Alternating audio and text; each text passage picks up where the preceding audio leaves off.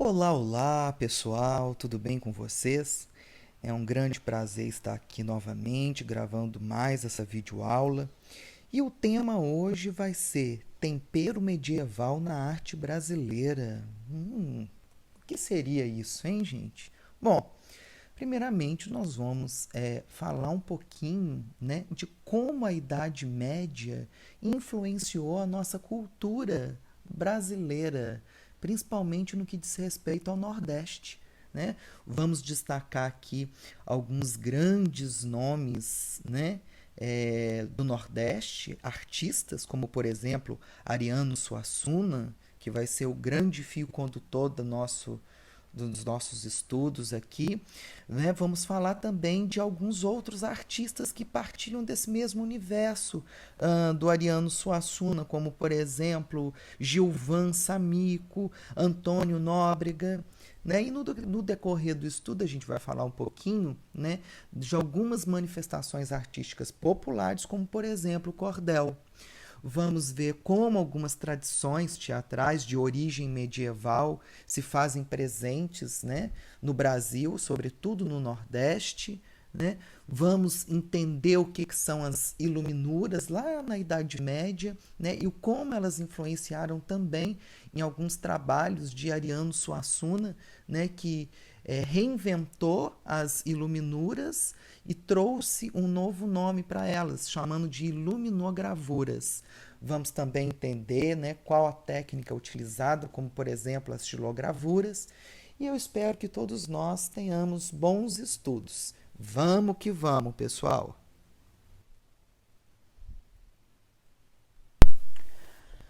A influência da Idade Média foi bastante significativa para alguns artistas brasileiros, sobretudo no Nordeste. Só que antes da gente falar disso, nós precisamos voltar um pouquinho na história e entender que, enquanto lá na Europa a Idade Média já havia terminado, né, e surgido o Renascimento, que começa no século XIV e vai até o século XVI, no Brasil, em 1500, nós vamos ter a chegada dos portugueses e sua colonização.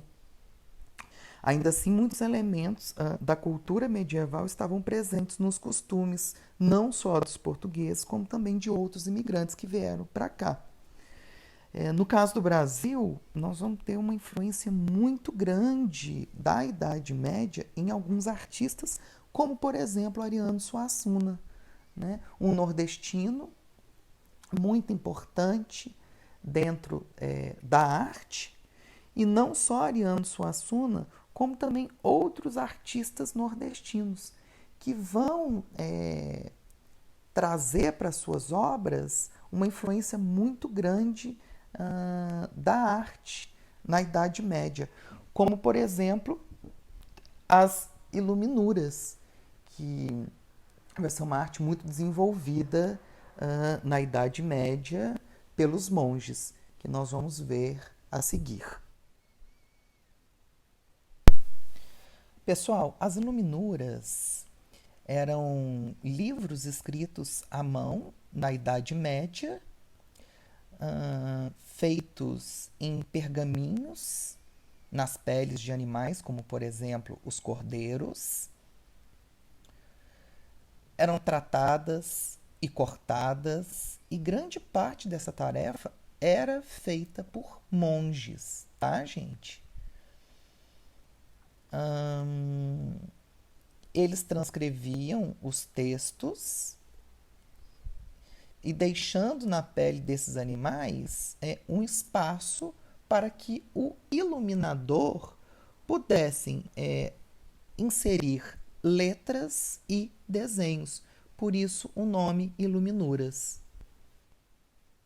Tanto as letras quanto esses desenhos eram feitos geralmente com cores fortes, né? Seja com ouro ou prata. E se a gente dividir a Idade Média em dois grandes momentos, nós vamos poder ver claramente como é que se deu esses momentos no que diz respeito às iluminuras. Por quê?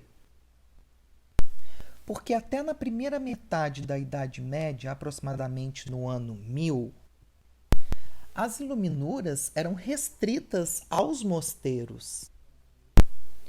Tinha uma linguagem mais religiosa, mais simbólica. E já num segundo momento, após o ano 1000, esses manuscritos passaram a ser encomendados por nobres e também elaborados nas universidades, né? E com isso os temas se ampliaram, as iluminuras adquiriram um caráter cada vez menos simbólico, menos religioso, mais naturalista, tratando de temas como guerra, histórias literárias e até cenas do cotidiano. Beleza?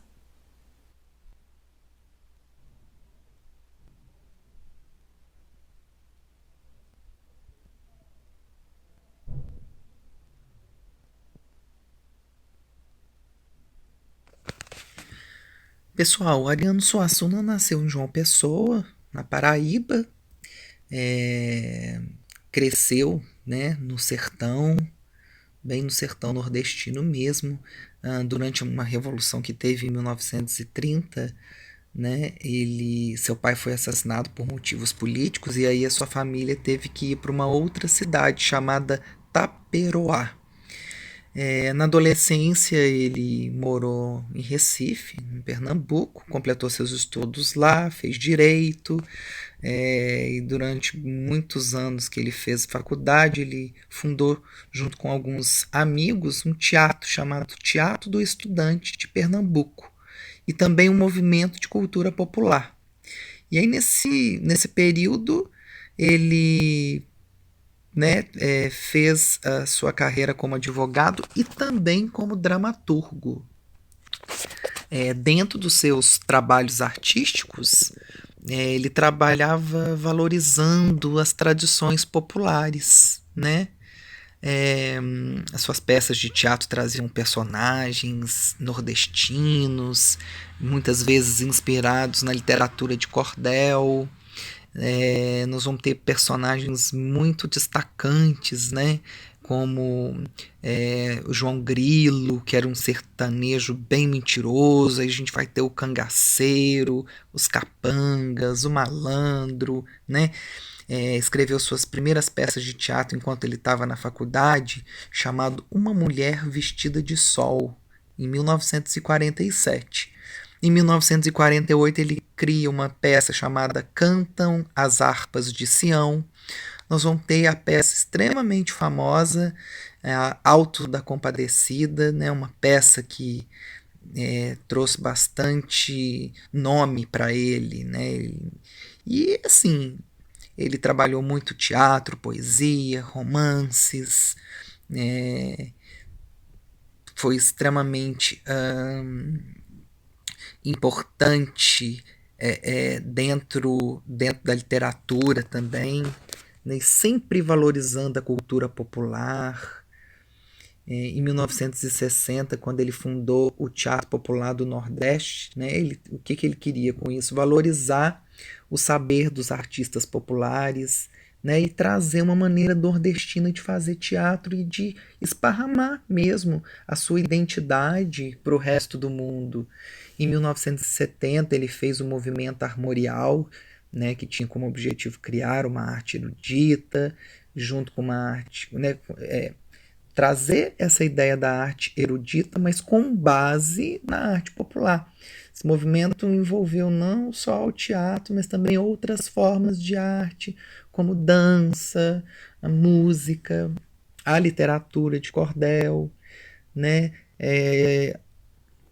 O Suassuna ele teve uma longa carreira na Universidade Federal de Pernambuco e em 1989 ele ainda foi eleito para a Academia Brasileira de Letras.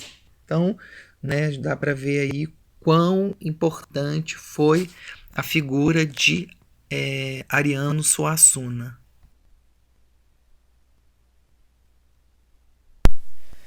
Pessoal, nós vamos perceber uma grande influência da Idade Média em Ariano Suassuna, como, por exemplo, um estilo novo, né, que ele cria chamado iluminogravuras.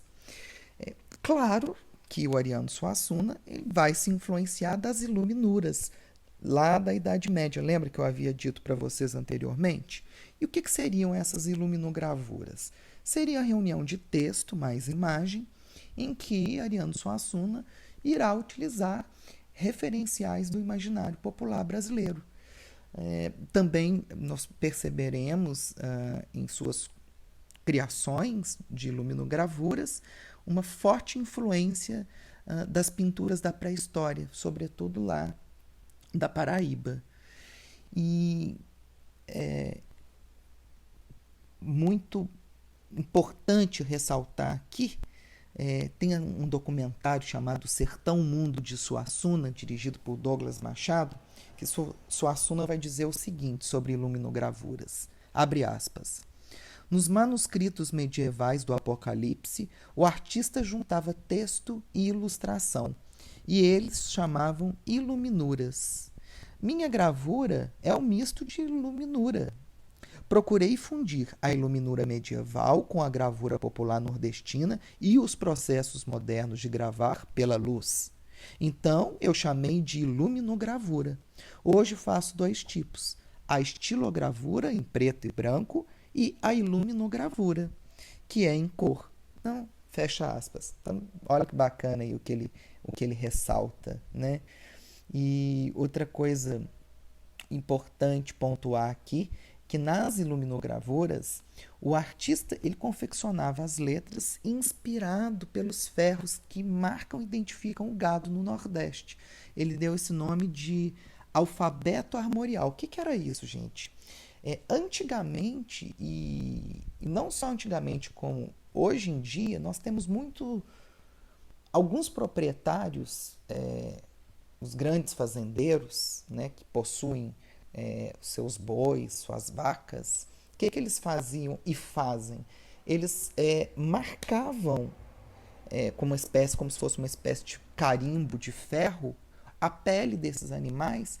Para quê? Eles registravam ali as iniciais do seu nome, né?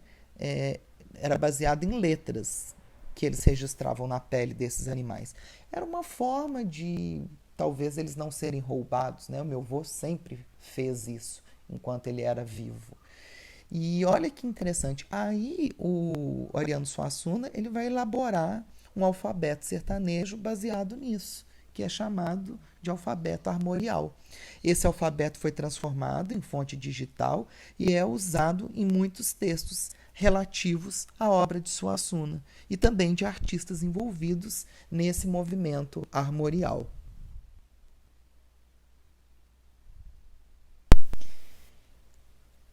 Ainda falando um pouquinho da importância desse movimento armorial de Ariano Suassuna, uma coisa a ser destacado aqui é que nós vamos ter esse movimento ele surge a partir de um livro chamado Armorial, em 1970. Nesse livro a gente vê registros de brasões, né, ligados a símbolos de família, estados, time de futebol, e tem uma proposta artística bem interessante, porque vai mesclar tradições populares e a cultura erudita, tanto nas universidades quanto dos conservatórios de arte que existiam.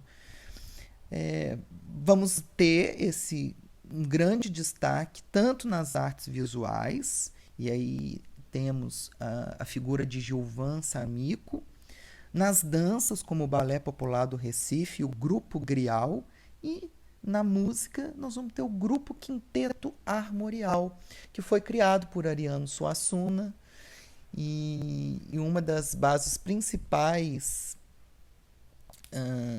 dessa fusão da música erudita com as tradições populares nordestinas e também medievais é o emprego de alguns instrumentos tradicionais cantados lá no Nordeste. Temos até uma música chamada Romance da Bela Infanta, criada por esse grupo Quinteto Armorial, que essa música foi inspirada por um texto português lá do século XVI, e eles vão criar essa música trazendo um clima bem medieval. Nessa faixa, por exemplo, a gente vai ter alguns instrumentos muito utilizados, como a flauta de pífano, né, tocada por Egildo Vieira. Vamos ter a Rebeca, tocada por Antônio Nóbrega.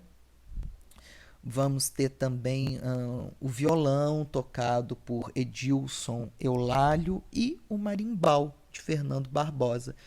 É até interessante destacar aqui que o marimbau é um instrumento de duas cordas apoiadas sobre uma estrutura de madeira. É como se fosse um berimbau. O músico bate nas cordas usando uma vareta e, ao mesmo tempo, produz notas musicais variadas ao deslizar um vidro cilíndrico pelas cordas. E aí, pessoal, dentro desses artistas que eu destaquei, eu gostaria aqui de falar um pouquinho do Antônio Nóbrega, que é um artista pernambucano que transita por diversas linguagens das artes cênicas. Por quê? Além dele tocar rabeca, violino e violão, ele canta e dança e também faz teatro. Ele entrou no grupo Quinteto Armorial em 1972 e se aproximou muito das manifestações da cultura popular brasileira. E desde então ele cria espetáculos que incorporam essas tradições. Ok?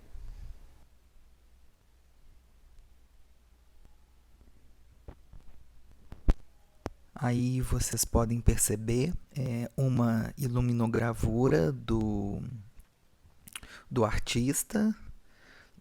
Percebam que ele, né, ressaltou nessa obra o Nordeste, um Nordeste bem feudal, né, diluído em narrativas europeias, misturadas com as narrativas de negros e índios. Né? Então percebam que é uma obra bem saudosista que Ariano Suassuna faz.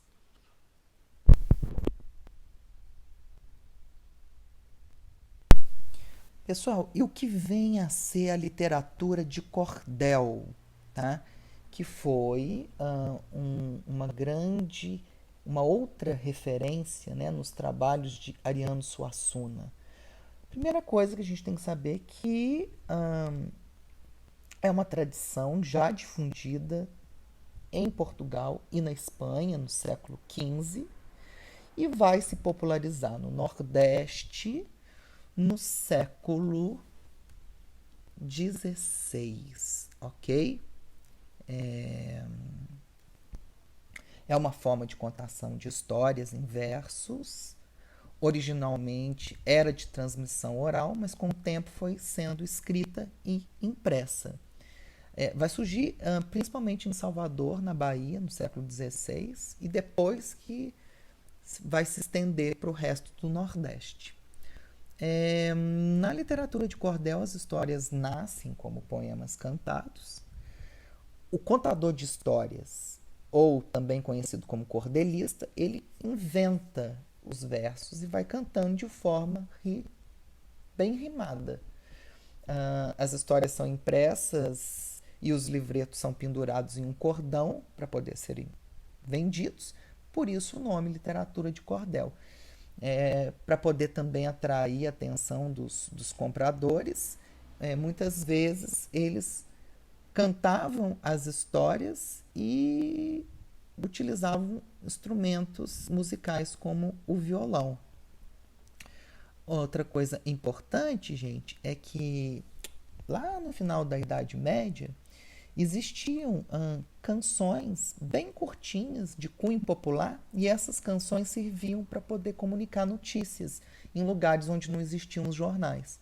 Assim, os repentistas, que eram aqueles artistas que cantavam os versos de improviso, ou também os violeiros, iam de cidade em cidade contando histórias. Aí, com o passar do tempo, essa prática foi se transformando e se enriquecendo com o uso de instrumentos como a viola, os pandeiros, as rabecas, né?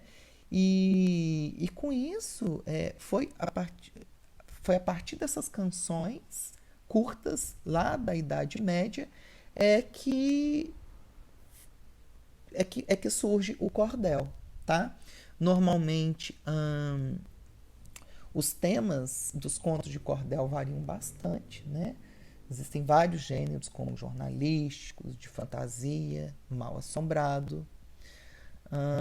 Um dos principais cordelistas e difusores da literatura de cordel aqui no Brasil foi o paraibano Leandro Gomes de Barros. Ele foi o primeiro poeta a publicar histórias no Brasil, mais ou menos em 1893, no Recife. Ele foi um poeta muito popular, sua obra é conhecida e recitada pelos sertanejos e é considerado pelos cordelistas do Nordeste o rei da poesia sertaneja. Importante ressaltar também, né, a figura do Buli Buli, que é um baiano, né, que ele musicaliza, né, os seus a sua né, os seus livretos de cordel. Ele é um mestre da cultura popular, né? Escreve, canta em versos suas histórias de cordel. E ele está sempre usando como acompanhamento a sua viola. E ao longo do tempo, gente, o cordel foi ficando conhecido em várias regiões do país. No final da década de 1980, foi fundada a Academia Brasileira de Literatura de Cordel, para preservar e promover o cordel como um gênero único da literatura brasileira. E aí, em 2018, o cordel passou a ser considerado um patrimônio imaterial do Brasil. Olha que legal. Uma outra coisa que eu queria destacar aqui, gente, é que eles gostavam de chamar atenção e vender, obviamente, né, as suas publicações de cordel. E aí eles passaram a ter as capas ilustradas, né, para poder chamar a atenção e utilizaram uma técnica chamada xilogravura. E o que consistia nisso? Era uma forma de impressão, né, que o artista esculpia o desenho em um pedaço de madeira, em seguida ele passava tinta sobre ele. Aí, por fim, ele colocava a madeira com a tinta ainda fresca em contato com uma folha de papel, como se fosse um carimbo, transferindo o desenho. Né? Uma prática muito adotada na época. Ok?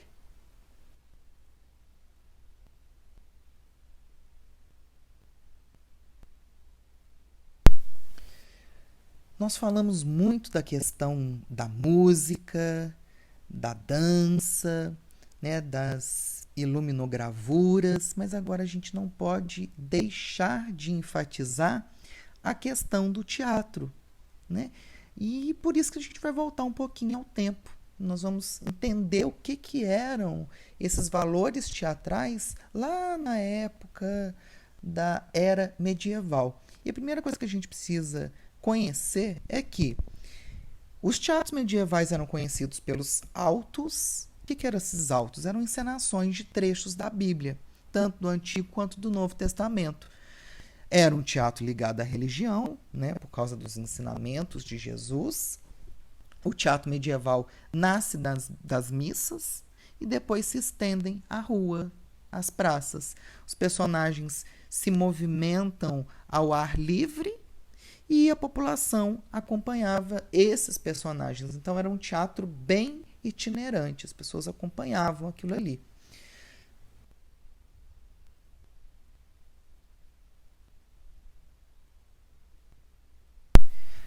Gente, as encenações medievais envolviam, além de sacerdotes, várias camadas da população. É muito interessante aqui destacar também que, por exemplo, cada classe de trabalhadores se especializava em alguma cena. Por exemplo, os carpinteiros construíam o barco quando eles queriam fazer alguma representação, por exemplo, da Arca de Noé. Né? Então, olha para você ver, todo mundo envolvido. E, geralmente, essas encenações aconteciam em carroças, né? Olha que interessante isso. E todas as cenas, como eu havia dito, eram voltadas para a submissão do mundo a Deus, né? Então, sempre os ensinamentos de Deus, eram dramas litúrgicos, como eu havia dito, né? A temática, sempre trechos da Bíblia. Os atores eram amadores, não eram profissionais. E o centro de atenção era o céu. Então, todo o cenário construído utilizavam símbolos que remetiam essa ideia ou do céu, né, ou inferno, tá? Pessoal, nós vamos perceber que Ariano Suassuna vai se apropriar de algumas tradições do teatro medieval, né? Vocês lembram quando eu falei que a palavra alto era usado na Idade Média para se referir às encenações de trechos da Bíblia? Né? Lembra que eu disse que era um teatro profundamente ligado à religião católica e que as peças tratavam direta ou indiretamente a vida e os ensinamentos de Jesus Cristo? Então, Ariano Suassuna se apropria disso para criar uma peça teatral chamada Alto da Compadecida, muito famosa, isso em 1955. Mas para eu poder falar um pouquinho dessa relação dele com o teatro medieval, eu preciso explicar um pouquinho o que consistia essa peça teatral Alto da Compadecida. Na peça nós vamos ter o João Grilo e o Chicó, que são dois amigos que vivem em meio à pobreza do sertão nordestino e se envolvem em diversas confusões para poder ganhar dinheiro. Mais astuto, o João, ele era muito inteligente, muito esperto, né? E o Chicó adorava inventar mentiras. E o Suassuna, ele acredita, né, que essa dupla atrapalhada tinha muito a ver com uma dupla de palhaços chamado Mateus e Bastião, muito presente no Bumba Meu Boi e também muito presente na dupla daqueles personagens Dom Quixote e Sancho Panza, criado pelo espanhol Miguel de Cervantes. É interessante destacar aqui que o Bumba Meu Boi foi uma manifestação de cultura popular brasileira que envolvia teatro, música e dança. Tá? E em cada região ele vai ter um nome diferente. No Amazonas ele vai ser chamado de boi bumbá, na Paraíba ele vai ser chamado de cavalo marinho, e também em Pernambuco. No Paraná ele vai ser chamado de boi de mamão. E nós vamos ter variações em seus personagens e a morte e a ressurreição, que na verdade é o grande tema dessa história, tá bom? Bem, pessoal, e aí nós vamos, por exemplo, perceber essa influência muito grande dos autos medievais nessa peça Alto da Compadecida, de Ariano Suassuna, principalmente numa cena, né, que é bem na cena final, que Jesus, que era chamado de Manuel, surge na última parte da peça para poder julgar todos os pecados do João Grilo e outros personagens que foram mortos por cangaceiros. E aí, nessa espécie de tribunal, o diabo, que era chamado de encolrado, deseja levá-los todos para o inferno, enquanto a Compadecida, mãe de Jesus, é chamada para defender os pecadores, né? Então, eu até coloquei um trecho de um filme chamado O Alto da Compadecida. Dá uma assistida aí para vocês perceberem essa cena e perceberem alguns elementos do teatro medieval. Pessoa tão importante, mas se não me engano, aquele sujeito acaba de chamar o senhor de Manuel. Foi isso mesmo, João. Esse é um dos meus nomes. Mas você também pode me chamar de Jesus, de Senhor, de Deus. Mas espere, o senhor é que é Jesus? Sou, por quê? Porque não é lhe faltando com respeito, não. Mas eu pensava que o senhor era muito menos queimado. Cale-se você. Você estava mais espantado do que ele e só escondeu essa admiração por prudência mundana. O tempo da mentira já passou. Muito bem. A cor pode não ser das melhores, mas o senhor fala bem que faz gosto. Muito obrigado, João. Muito obrigado. Mas você também é cheio de preconceitos de raça. Eu vim hoje assim de propósito porque eu sabia que isso ia despertar comentários. E você, largue essa mania de copiar a minha aparência. Você sabe muito bem que não pode se igualar a Deus. Grande coisa. E agora, deixe de história e fique de frente. Tô bem assim. Como quiser. Faça o seu relatório, começando pelo bicho. Simonia negociou com o cargo aprovando o enterro de um cachorro em latim porque o dono lhe deu 6 contos. E é proibido, é? Homem, se é proibido, eu não sei. O que eu sei é que você achava que era e depois, de repente, passou a achar que não era. E mais, velhacaria, arrogância com os pequenos, subserviência com os grandes. E tudo que se disser do bispo pode se aplicar ao padre. Mas eu não citei o código canônico em falso como ele. Em compensação, acaba de incorrer em falta de coleguismo com o bispo. Menino, o que eu fizer aqui ainda voga. Não, isso é confusão do demônio. E o padeiro? Ele e a mulher foram os piores patrões que Taperoá já viu. É mentira! É não, é verdade. 3 dias eu passei. Em cima de uma cama com febre e nenhum copinho d'água lhe mandar, eu já sei, João. Todo mundo sabe dessa história de tanto ouvir você contar. Mas eu posso?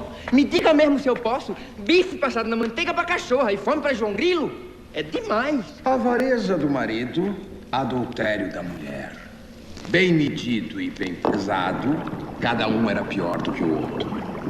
Acuse Severino. E precisa... Matou mais de 30! Esse diabo é uma mistura de tudo que eu nunca suportei. Promotor, sacristão, cachorro e soldado de polícia. Você tá muito engraçado agora. Mas Manuel é justo e a situação está favorável para mim e preta para você. É verdade, a situação está ruim para vocês porque as acusações são graves. O que me diverte nisso tudo é ver esse amarelo tremendo de medo. Não sou eu, é meu corpo. Se a comedeira parar, a senhora é capaz de me defender. Pois pode parar. Que alívio. Já estava ficando cansado. Que é isso? É besteira do demônio. Esse sujeito tem mania de fazer mágica. Logo vi que só podia ser confusão desse catimbozeiro. E agora, o que é que você diz em sua defesa? Eu sei que você é astuto, mas não pode negar o fato de que foi acusado. O senhor vai me desculpar, mas eu não fui acusado de coisa nenhuma. Não? Foi mesmo, não. Começou com uma confusão tão grande que eu esqueci de acusá-lo. Mas agora você me paga, amarelo. Tramou o enterro da cachorra. Incitação à simonia. Encorajou encontros de Chicó com uma mulher casada. Incitação à concupiscência. Arquitetou a morte de Severino.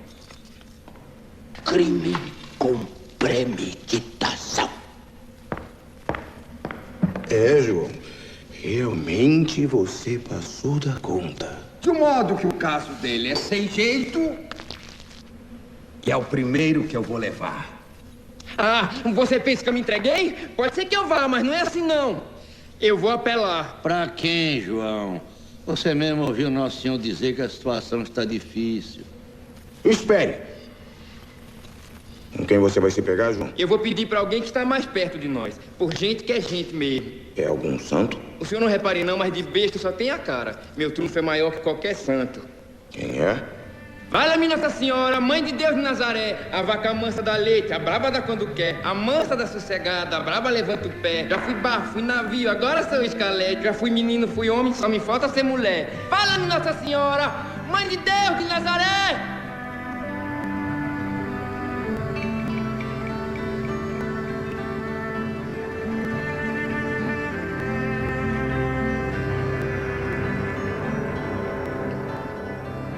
A venha compadecida. Mulher em tudo se mete.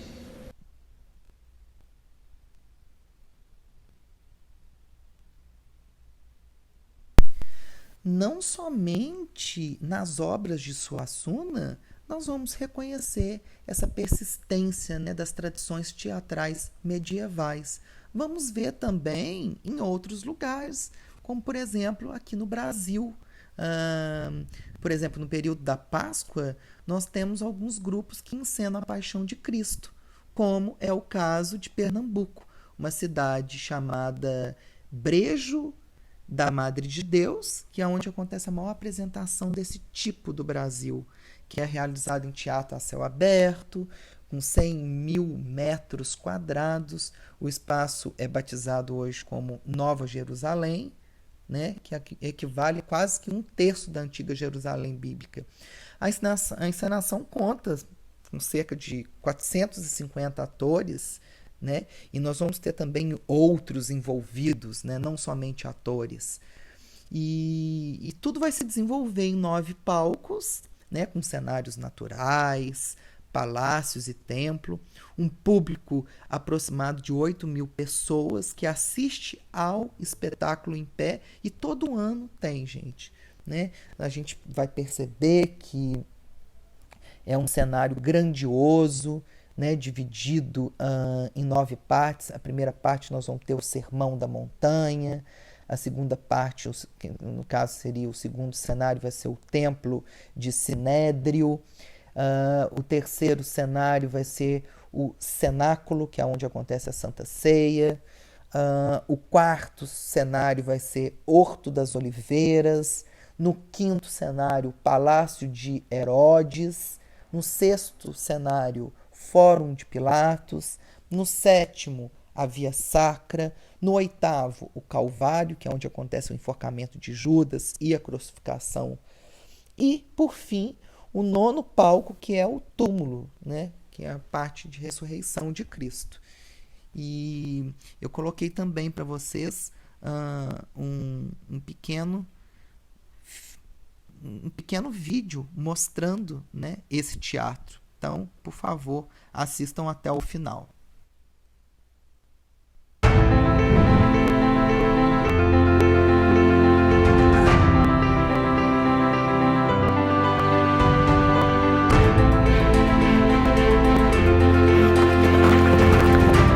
Estamos no Agreste de Pernambuco, em Nova Jerusalém, para mais um espetáculo da Paixão de Cristo, no maior teatro a céu aberto do mundo.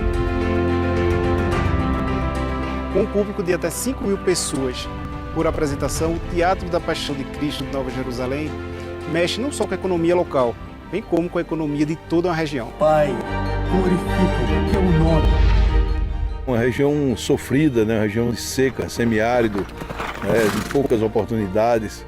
E a gente vem há 50 anos gerando novas oportunidades, atraindo pessoas do mundo inteiro aqui para o interior de Pernambuco, o que nos honra muito. Eu trabalho na agricultura, lá na fazenda eu faço seca, trabalho com gado. Aí quando é na época da Semana Santa, aí a gente vem trabalhar aqui no cenário. Faz 40 e tantos anos que eu faço parte, todo ano eu trabalho. Eu já é uma tradição já de minha mãe, do meu pai. Um dia é trepedeiro, outro dia é soldado, outro dia é ajudante. É muito bacana vivenciar isso nesse lugar, a céu aberto, com esses cenários incríveis e com essa proporção que é pitoresca, né? É muito legal. Como se eu estivesse dentro disso. Me impressionou muito tudo. E a Paixão de Cristo de Nova Jerusalém, patrimônio material e imaterial de Pernambuco, faz parte dos grandes eventos do Brasil.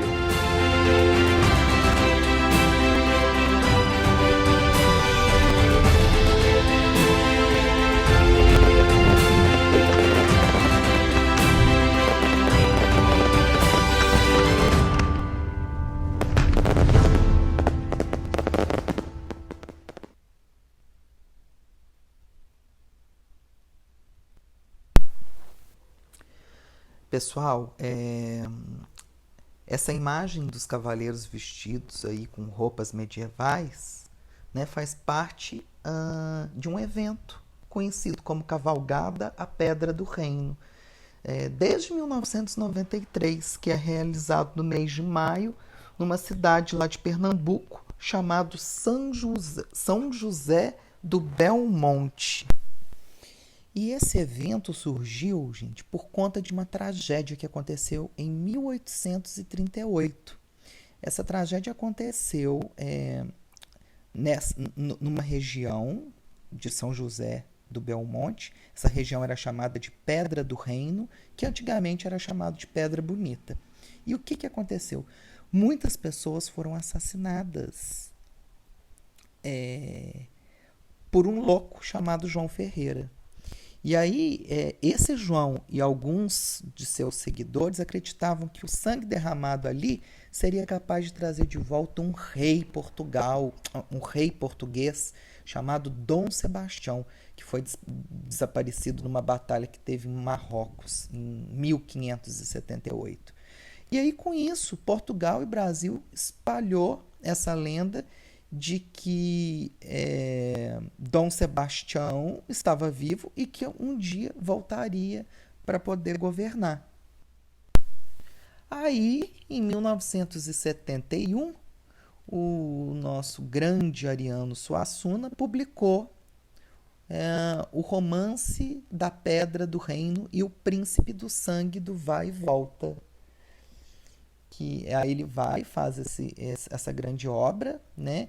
E ele usa esses fatos ocorridos em São José do Belmonte como fonte de inspiração. Em 1993, ele ajudou a idealizar um evento na cidade para poder preservar essa história. Por isso que foi criada a Cavalgada da Pedra do Reino, que consiste numa série de atividades artísticas e religiosas, né? Os homens, as mulheres se vestem com trajes medievais, né? Os participantes das cavalhadas encenam combate entre os cristãos e os muçulmanos na Idade Média, depois cavalgam até o local da tragédia para assistir uma missa em homenagem aos mortos. Aí, em 2013, foi inaugurado o Castelo Armorial, que tem uma altura equivalente a um prédio de 6 andares e que é decorado com elementos da cultura popular nordestina e é inspirado na estética do movimento armorial. E se nós formos a essa região da Pedra do Reino, né, que fica lá nessa cidade de São José do Belmonte, nós vamos ver um santuário a céu aberto com 2 pedras de 30 metros, além de esculturas de santos e personagens que faz parte do romance do Suassuna, que eu acabei de citar, né? O Romance da Pedra do Reino e o Príncipe do Sangue do Vai e Volta. Ok? Eu também coloquei um vídeo aí para vocês verem como é que se dá esse evento, né? As pessoas muito felizes, né? As pessoas valorizando principalmente os nordestinos, né? E um evento que nós precisamos conhecer e, sobretudo, valorizar, ok? Eu vou ficando por aqui. Muito obrigado, tá, gente? Continuem os estudos de vocês. E vamos que vamos. Grande abraço.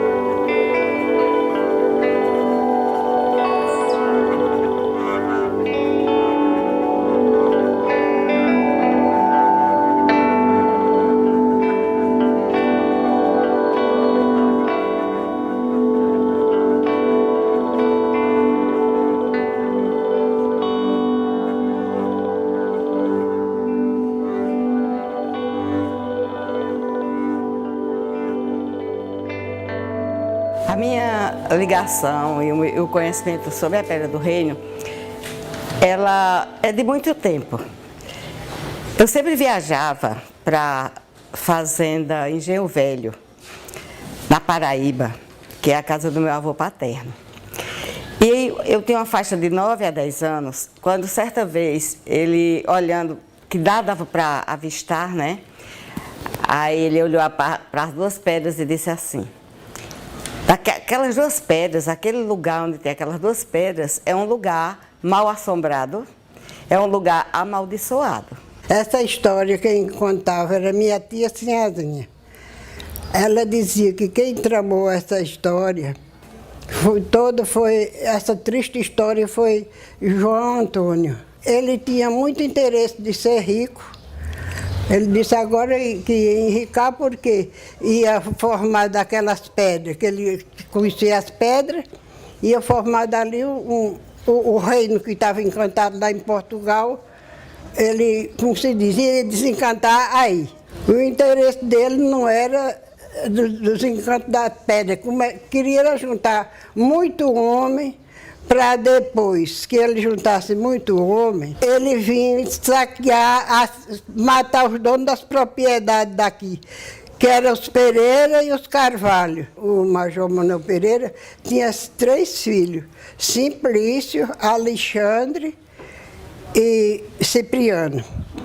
Aí eles se reuniram, foi a caravana, quando chegaram lá na pedra, os que chegaram primeiro foram 2 filhos do Major Manuel Pereira, Cipriano e Alexandre. Eles mataram logo. Aí por aí começou muito tiro, mas morreu muita gente. Esse misto de mítico, de mito, de lenda e de realidade, né? Como bem frisou o nosso escritor Hernando Carvalho, né? Ele diz que a Pedra do Reino é a tragédia que virou festa. E daí houve interesse, né, principalmente dos literatos, né, e daí houve a divulgação, e por isso ela se constitui como de grande importância para o município de Belmonte. Conheci através dos meus pais, que são daqui. Eles sempre me falaram histórias daqui da cidade, principalmente a mais forte, que é a da Pedra do Reino. E depois que eu vim morar aqui, eu fiz pesquisas por incentivo escolar. Da história da Pedra do Reino, eu tenho uma convivência desde cedo. Minha avó, ela foi quem fundou a Casa da Cultura de São José de Belmonte. Alguns parentes meus foi quem começou a organizar a cavalgada da Pedra do Reino. E na escola, os professores trabalhavam a história da Pedra do Reino logo cedo. Assim, particularmente é porque meu bisavô, Vicente Souza França, ele era o antigo dono da pedra. E foi passando para a tia Zefinha, que é a irmã de minha avó, e o marido dela foi quem vendeu a José de Carvalho. Então, eu acho que foi devido a isso que eu fiquei sabendo. Se falar em cultura de Belmonte, nós temos que lembrar a Pedra do Reino. Não existe como não articular uma coisa com a outra. Cultura de São José de Belmonte é um povo sertanejo, um povo sofrido. Se é um povo sertanejo, um povo sofrido, você lembra logo o movimento sebastianista da Pedra do Reino. É a maior simbologia da cidade. É uma cidade assim que, pela Pedra do Reino, ela mantém, pelo menos a essência, muito viva. Tem uma importância crucial. Até porque hoje em dia não tem como se falar de São José do Belmonte sem falar da Pedra do Reino. E vice-versa. É através justamente da Pedra do Reino que a gente tem, assim, que o comércio melhorou, essa festa deu nome à cidade de São José do Belmonte como possuidora de podemos dizer assim, de um ícone, não é? Para a cultura de Belmonte, cultura de Pernambuco e para a cultura brasileira também. Porque não existia isso, não chegava ninguém de fora, né? Agora a gente está vendo muitos irmãos, muita gente bacana, muita gente educada, né? Mas nós agradecemos a Deus e a Pedra do Reino, porque ela é muito importante para nós. Então, só por causa dela, tem muitas festas bonitas.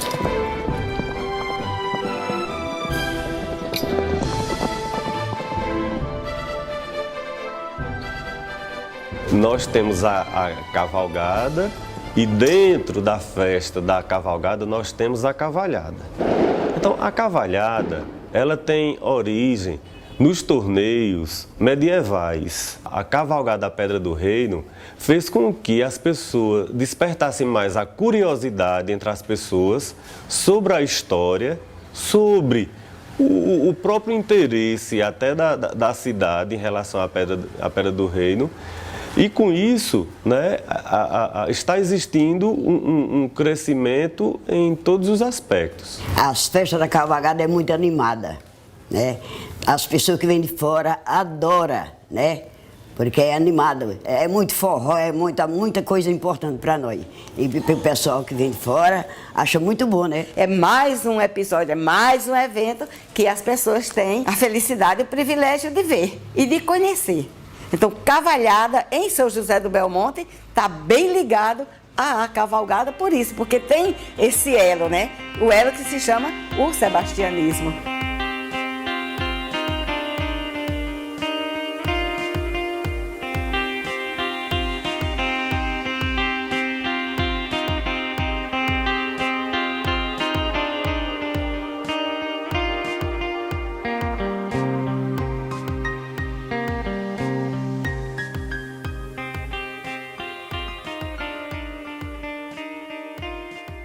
A história, ela tem isso, né? Ela não é uma estática, ela tem que ser dinâmica. E como dinâmica, essa história ela deve ser passada de geração a geração. Porque diz até que quem não tem passado, não tem presente e não terá futuro. É uma coisa que faz parte da nossa vida. Queira que você não queira, seu filho vai saber. E você vai ter que formar ele. Pai, o que é a Pedra do Reino? Você vai ter que dizer ele o que é. Agora, para você dizer ele o que é, você tem que estudar, você tem que ter conhecimento sobre causa. O acontecimento lá da Pedra do Reino foi em maio de 1838 e hoje, né, nós temos conhecimento por quê? Porque ela foi passada. E a obrigação nossa também é perpetuá-la, passando para as próximas gerações. Essa cidade, principalmente, o que move ela é a nossa cultura, a nossa história. Então, eu acho que tem que estar sempre se movimentando, sempre se movendo, passando de pai para filho e assim em diante. Eu sou de Belmonte, sou filho de São José, terra da Pedra do Reino, da Serra do Catolé. Eu sou de Belmonte, sou filho de São José, terra da Pedra do Reino, da Serra do Catolé.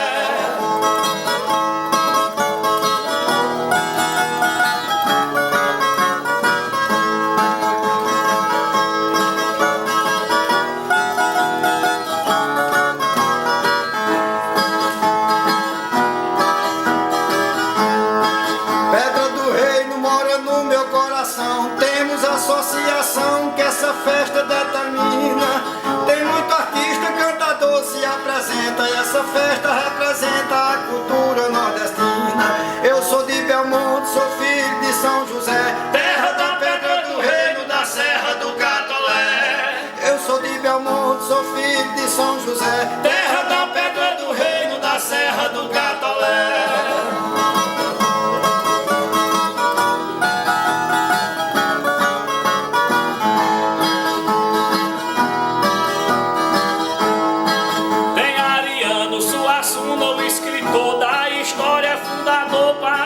Seu Ariano, no mês de maio é grande a nossa alegria e essa festa dele